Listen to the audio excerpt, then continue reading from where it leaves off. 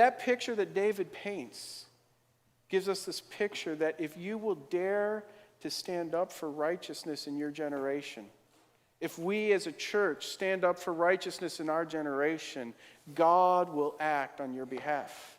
God will move on our behalf. And to give us a practical picture of what that looks like, you can ask Bishop Braun about how he got a start in ministry, because he began his ministry in the pro-life movement.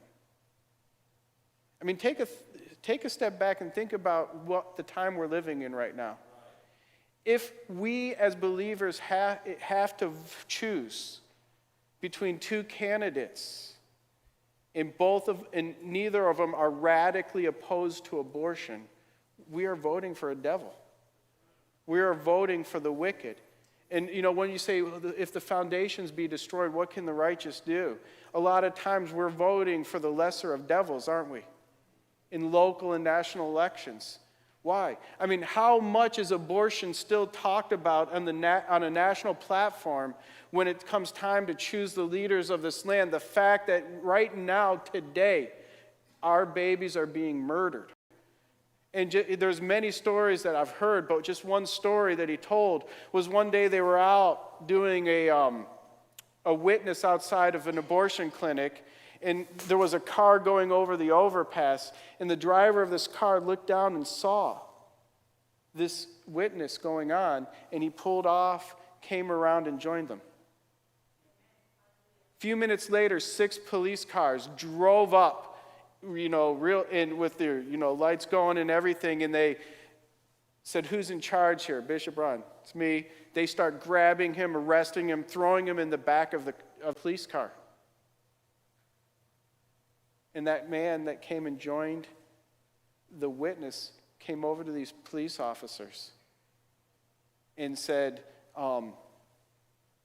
"You've just violated this many of this man's civil rights."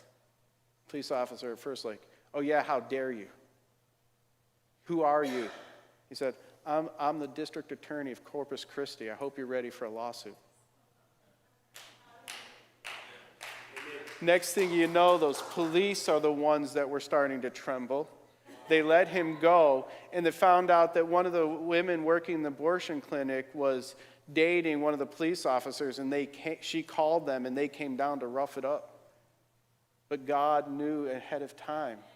And because this man was willing to stand for righteousness, God had his back. That's what it talks about. He will rain down fire and brimstone and burning coals upon their head.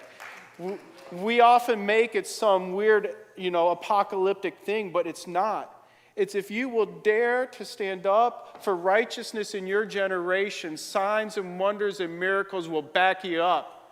People are often saying, "I want to see signs. I want to see miracles. I want to see what we read about in the Bible." And God says, "Well, why don't you stand up for righteousness? Why don't you go preach the truth to your generation? Why don't you sign up for the army of God and say, we are going to fight no matter what, and we're going to take this land, and not on my watch will this generation perish in idolatry." Then you'll see that God will work signs and wonders and miracles. Though he says, "I'm being called home to headquarters, and I'm giving this baton to another generation." And he writes, "I'm already poured out as a drink offering, and the time of my departure is at hand.